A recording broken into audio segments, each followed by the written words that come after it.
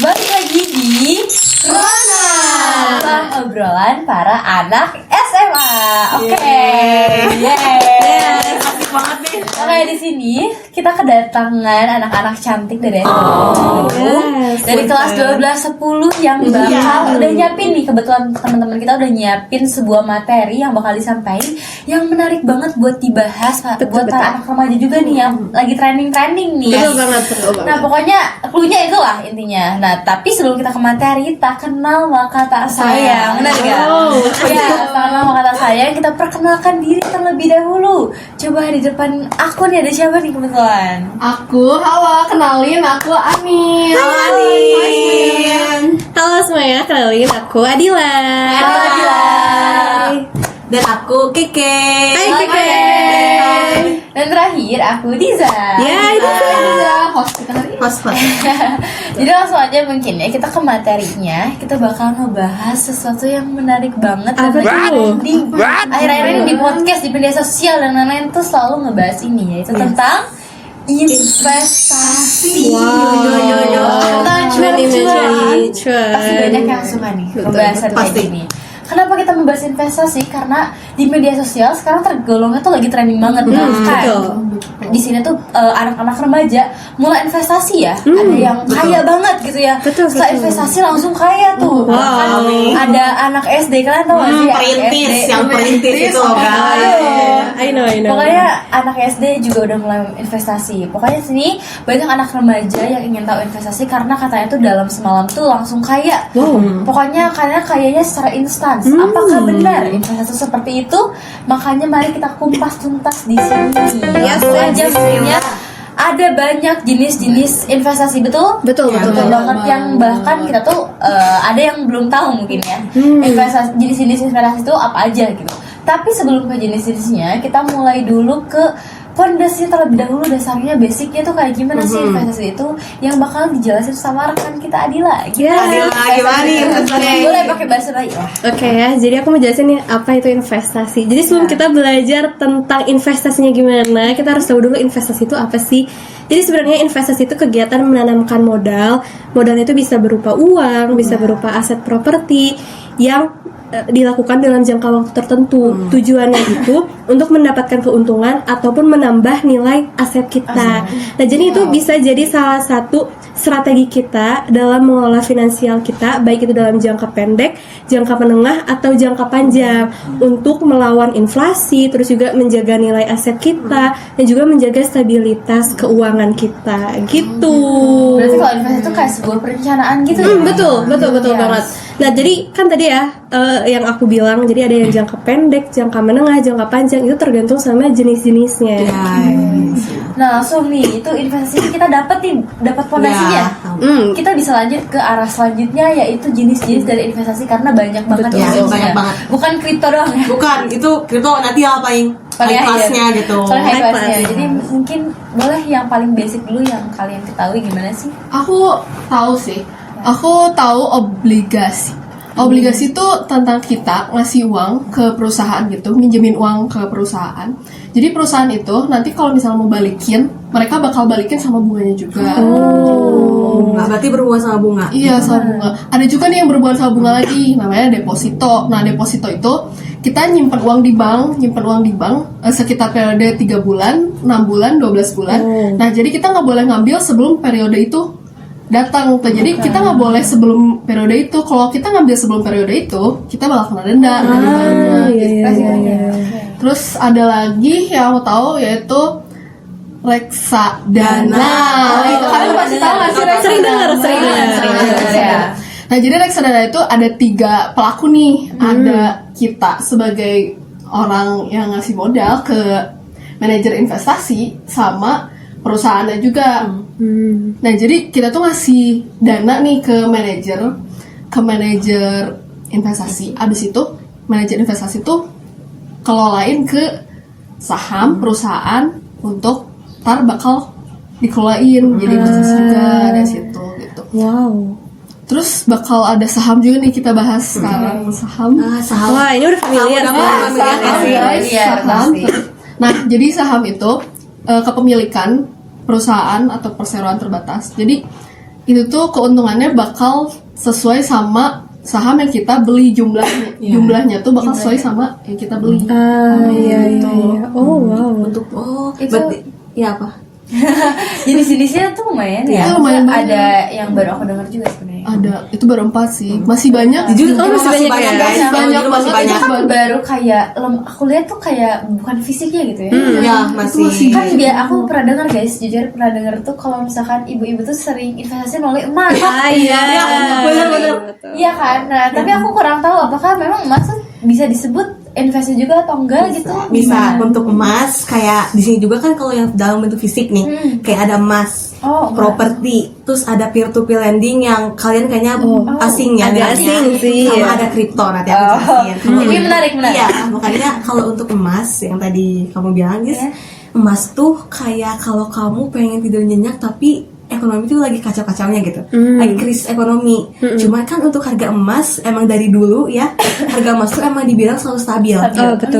Dan stabilnya tuh bukan dalam waktu yang singkat ya, itu tuh buat periode yang lebih panjang gitu untuk emas. Kalau untuk properti sendiri itu tuh kayak kita tuh mainnya sabar aja gitu. Kenapa tuh? Karena kita tuh kita biasanya tuh beli rumah atau apartemen atau tanah deh. Iya. Nah terus kita diemin nih. Nah tapi untuk selanjutnya atau kita apa sih dapat informasi kalau bakal nggak sih harga-harga itu naik gitu. Kalau misalnya harga ini tuh naik, pasti kita tuh bakal ngejual dan lumayan juga dong buat kitanya. Iya, Pasti. Nah, atau enggak kalian bisa namanya sewa, kalian bisa sewain kan kalian udah beli. Iya. Kalian sewain itu tuh bisa banget buat passive income kalian di tiap bulan gitu. betul, Itu lumayan betul. banget.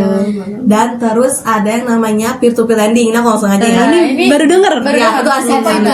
itu, guys? Kalau peer to peer lending tuh kayak kita tuh jadi bank buat orang lain gitu. Tapi dalam bentuk aplikasi. Jadi tuh kita tuh minjemin uang ke si pelanggannya buat mereka tuh beli saham tadi dari uang kita yang udah kita pinjemin. Menarik sih. banget Iya. ya. Tapi ini tuh aku langsung ke resikonya karena resikonya tuh emang agak berat ya karena takutnya ada namanya gagal bayar. Gagal bayar. gimana Sorry, gagal bayar? gagal bayar tuh mungkin dari si pelanggannya karena pelanggannya takutnya atau kelupaan atau emang sengaja gak mau bayar dan itu pasti kayak ngehambat kita buat nanti kedepannya gimana. Dan ya pasti kita kehambat lah buat masalah finansial kita gitu. Terus yang terakhir ada kripto. Nah, ini nih, kalau kripto kan pasti kalian sering denger Bitcoin nggak? Oh, sering. Apa itu? Bitcoin Bitcoin itu sering. kayak kalau untuk yang aku tahu kalau Bitcoin tuh emang lihat dari web gitu.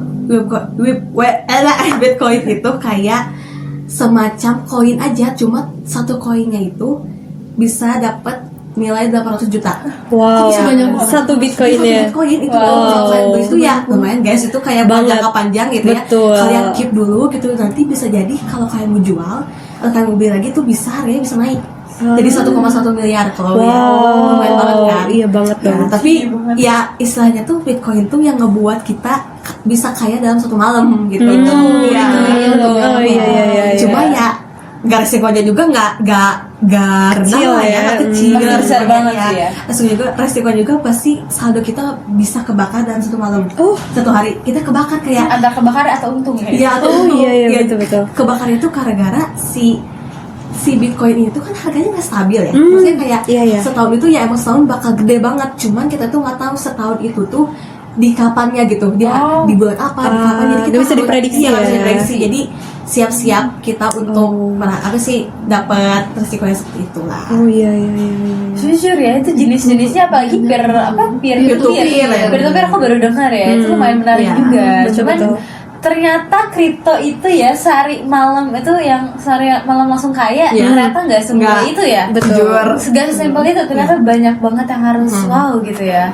Kan aku lihat-lihat tuh kayak yang apa namanya resikonya lebih rendah itu tuh ada deposito kayaknya karena cuma betul. nunggu waktu ya. Iya. Yang deposito terus emas Betul. dan lain-lain gitu ya. Nah kalau misalkan aku ini deposito sih kalau kata aku ya itu yang paling mudah karena cuma nunggu waktu. Iya. Gimana sih konsep deposito itu tuh kayak gimana sebenarnya? Kalau menurut aku deposito tuh kayak emang pas banget buat yang pemula. Jujur kalau buat anak SMA juga pasti Nah, iya guys. kan, Kalau benar. untuk harus dipahami lebih dalamnya lagi, itu lebih pemula jadi resikonya juga lebih rendah. Iya. Dan kalian tahu gak guys kayak triknya uang tuh bisa beranak pinak Gimana tuh, gimana sih? Itu yang aku mau tahu dan para penonton juga pasti mau tahu gimana sih caranya.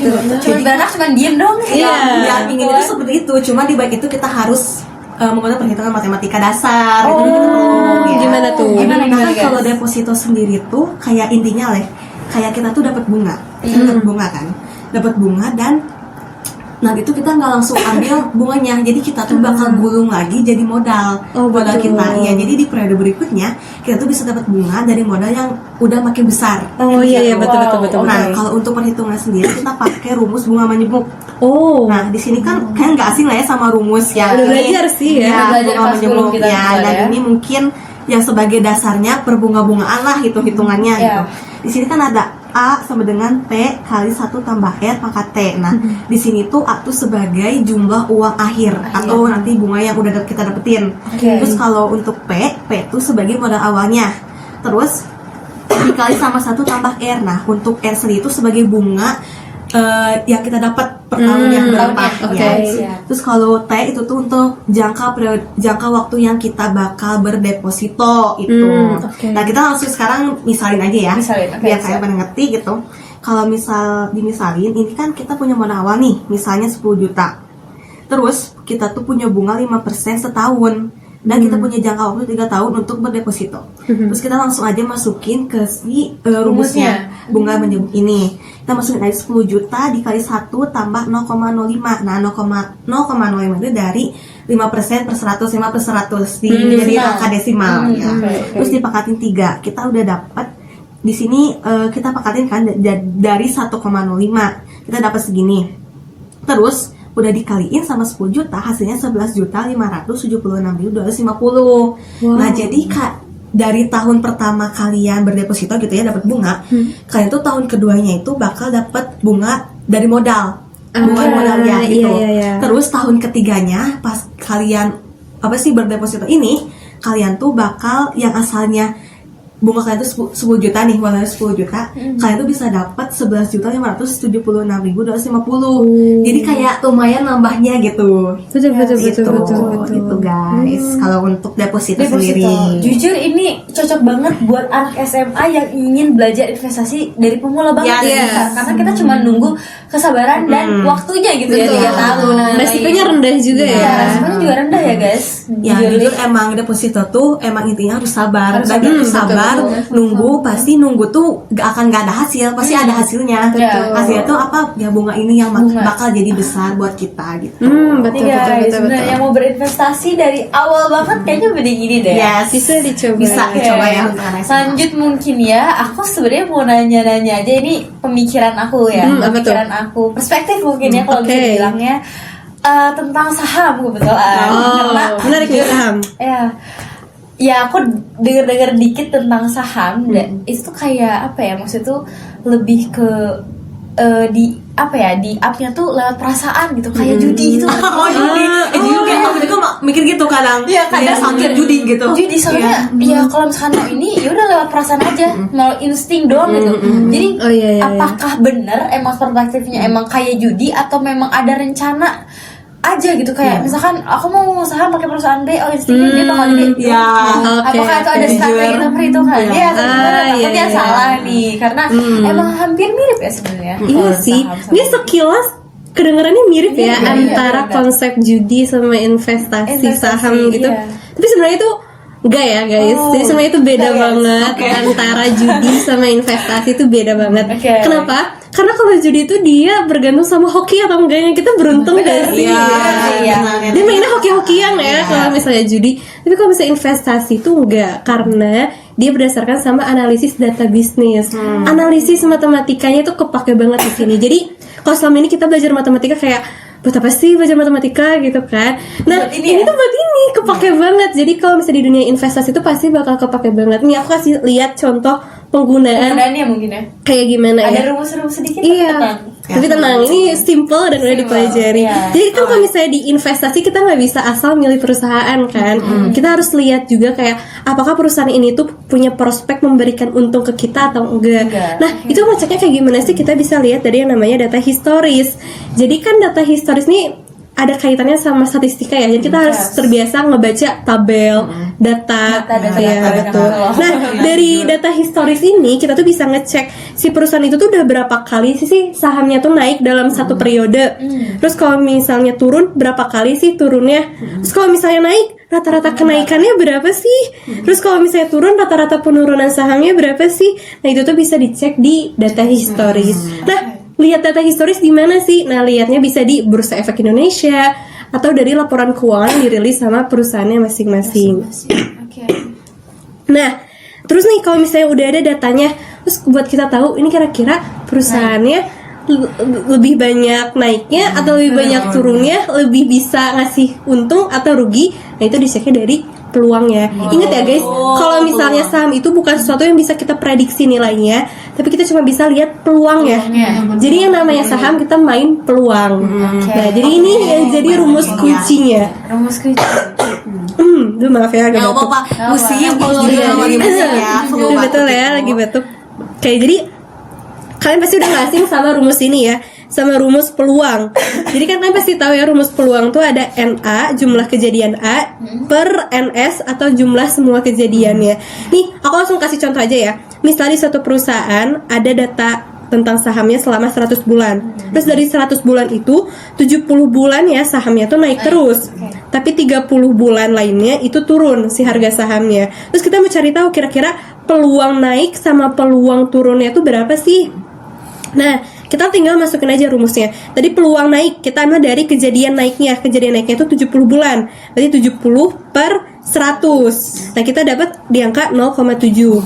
Nah, jadi peluang naiknya itu di angka 0,7. Terus peluang turunnya gimana? Peluang turunnya kita berarti pakai angkanya yang 30 bulan. 30 per 100. Jadi kita dapat angka 0,3 untuk peluang turunnya. Nah, berarti kalau kayak gini tandanya apa, Dil? Nah, jadi kan kalau misalnya yang namanya peluang itu kan ada di antara 0 sampai 1 kan. Nah, semakin mendekati angka 1 maka semakin pasti si peluang itu tuh terjadi. Nah, terus kita lihat nih antara 0,3 sama 0,7 mana yang paling mendekati 1? 0,7. Nah, 0,7 dong. Berarti kalau kayak gitu si perusahaan itu tuh lebih berpeluang untuk naik si sahamnya. Jadi kita bisa pilih perusahaan ini. Oh, ini prospek untungnya lebih tinggi. Itu dia. Nah, terus nih tapi kan kita cuma tahu, oh si perusahaan ini tuh bisa ngasilin keuntungan karena harga sahamnya relatif naik. Terus kira-kira kita bakal dapat untungnya berapa sih? Pasti kan kita pengen tahu juga ya. Kita bakal dapat untung berapa? Nah, itu bisa kita hitung dari yang namanya expected return. Jadi itu kita ngerata-ratain dari penurunan sama kenaikannya buat nyimpulin kita tuh dapat untungnya berapa sih? Nah, itu dia. Nah, kita pakai konsepnya nilai harapan. Nah, ini rumusnya yang ada di sini ya. Ini emang agak panjang. Nah, aku langsung kasih contohnya aja ya. Jadi misalnya nih kita masih pakai data yang sebelumnya, yang 70 bulan naik, terus dari 70 bulan naik itu rata-rata kenaikannya di angka 12%. Terus dari 30 bulan turun tadi, rata-rata penurunannya di angka 4%. Lalu kita langsung masukin aja nih ke rumus expected return-nya. Jadi peluang 1 alias peluang naiknya tadi kan 0,7 ya, udah kita ketahui 0,7 dikali sama rata-rata kenaikannya yang kenaikan saham 12%. 0,7 dikali 12% terus ditambah sama peluang turun. Tadi peluang turun udah kita hitung ya 0,3. Si 0,3 ini terus kita kali sama penurunan sahamnya 4%. Tapi ingat, karena ini namanya penurunan, jadi jangan lupa dikasih negatif. Oke, jadi 0,3 dikali sama negatif 4%. Terus kalau misalnya udah dioperasikan, ntar kita dapat 8,4% dikurangi 1,2%, ntar kita dapat hasil akhirnya 7,2%. Berarti kalau kayak gitu di perusahaan itu kita bakal dapat keuntungan 7,2%. Jadi bisa tahu ya. Jadi kita bisa tahu. Jadi kita nggak asal-asalan. Oh, kayaknya ini keuntungannya bakal besar. Nah, jadi kita nggak asal nebak ya. Itu dia. Ada perhitungannya. Nah, lanjut nih. Terus kan yang namanya saham tuh kan nggak cuma dari satu perusahaan aja kan. Pasti bakal banyak perusahaan yang menawarkan saham. Terus kita pasti bingung nih. Kira-kira yang mana sih yang lebih ngasihin keuntungannya? Nah, sebenarnya tuh kita tuh bisa ngebandingin dari yang tadi si expected return-nya. Jadi nanti kita bisa ngelihat juga biaya peluangnya itu berapa. Nah, biaya peluang tuh apa sih, atau opportunity cost tuh apa sih? Itu adalah return yang gak kita pilih dikurangin sama return yang kita pilih. Misalnya nih, kita bingung antara perusahaan A atau perusahaan B, investasinya kita mending di mana ya? Nah, perusahaan A tuh returnnya di angka 7,2%, terus perusahaan B tuh di angka 5%. Nah, tapi karena satu dan lain hal, akhirnya kita milihnya yang perusahaan B. Terus berarti kan kita bakal kehilangan sekian persen peluang. Nah, itu bisa kita hitung dengan mengurangi opsi yang gak kita pilih tadi 7,2%, terus dikurangi sama opsi yang kita pilih 5%. Berarti kita bakal kehilangan biaya peluang 2,2%. Jadi kalau kayak gitu, kita jadi tahu ya, oh kita tuh kalau misalnya ngambilnya di B, kita bakal kehilangan keuntungan 2,2%. Jadi bisa jadi pertimbangan kita untuk mengambil keputusan gitu. Nah, terus nih, ini kalau konsep yang selanjutnya ini mirip banget sama yang tadi dijelasin sama Keke tentang bunga majemuk. Jadi ini tuh bakal sama kayak deposito ya. Kalau misalnya kita nge-keep keuntungan kita buat dijadiin modal lagi. Tadi apa istilahnya, gulungin modalnya ya, gulungin keuntungan buat jadi modal lagi. Nah, itu tuh bisa ngehasilin keuntungan yang lebih besar lagi. Nah, itu sama banget konsepnya kayak yang Keke. Jadi aku nggak bakal jelasin panjang lebar. Aku bakal kasih tahu lagi aja si rumusnya. Jadi tadi kan A sama dengan P dikali 1 tambah R pangkat T. Nah, si P-nya itu kita ambil dari uang investasi awal kita berapa, terus si R-nya itu diambil dari return-nya, dari persentase keuntungannya, terus T-nya ini dari jangka waktu yang mau kita cari tahunya itu berapa gitu. Ntar kalau misalnya kita hitung, ntar pasti bakal mirip konsepnya sama yang tadi jelasin sama Keke gitu. Pokoknya bakal bertambah ya. Iya, pasti bakal bertambah. Kalau untung, kalau rugi ya berkurang. Oke. Ya, gitu. Nah, terus ini ada konsep yang terakhir. Nah, Pokoknya aku bentar, aku mau nanya nih ya. Apa tuh? Kan ini tadi sekarang karena evaluasi hasil gitu, return of investment. Betul. Tadi tuh sempet ya dikatain sama Gila nih. Pokoknya banyak yang ngomongin return. Investasi return itu Betul, tuh betul. sebenarnya tuh apa? Oh iya, si return, oke, aku belum jelasin ya sebenarnya return of investment itu apa.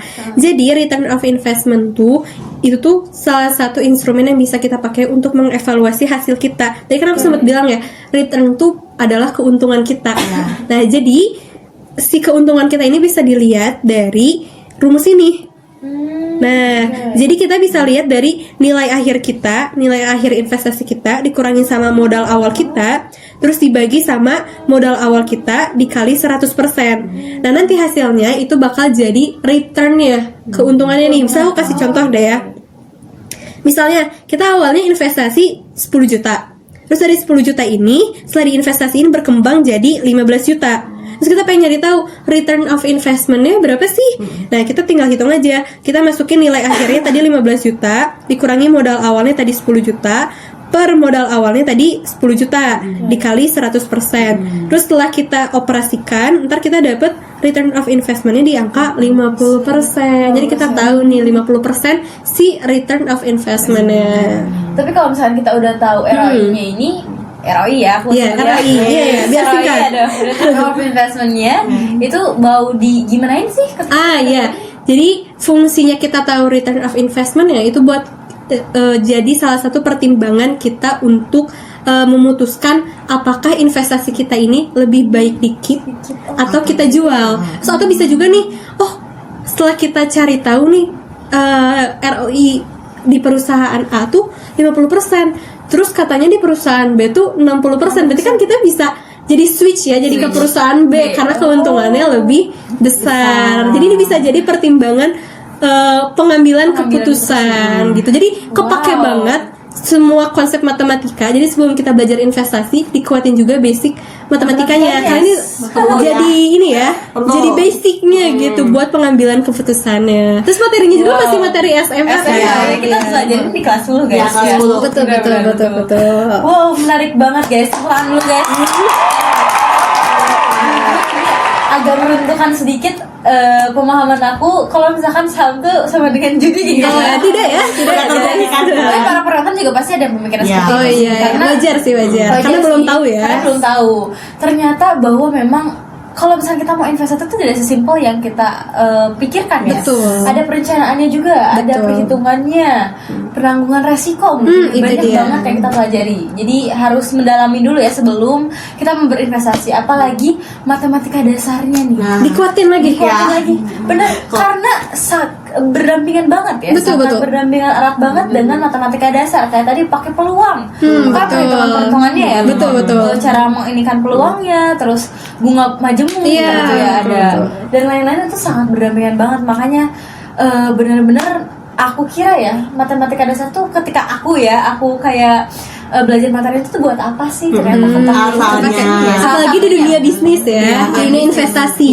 salah satunya kepakainya di dunia bisnis benar-benar kepake banget ya. Betul Ya banget. mau bisnis, nah ini kayak gitu. Kayak jadi mungkin itu materi-materinya benar-benar sangat benar-benar menguntungkan banget sama anak remaja karena Betul. pasti banyak banget anak remaja yang ingin berinvestasi tapi mulainya tuh dari mana sih kayak kita bingung ya kalau misalnya ini kan calon investornya Amin. Investor muda. investor muda gitu ya tapi memulainya ini supaya tidak salah langkah atau resikonya kecil gitu gimana sih itu tuh memulainya dari awal tuh Tipsnya. iya benar-benar tipsnya Jangan ngelihat uang yang berapa kita punya, seberapa uang yang kita punya, tapi jangan takut buat memulai.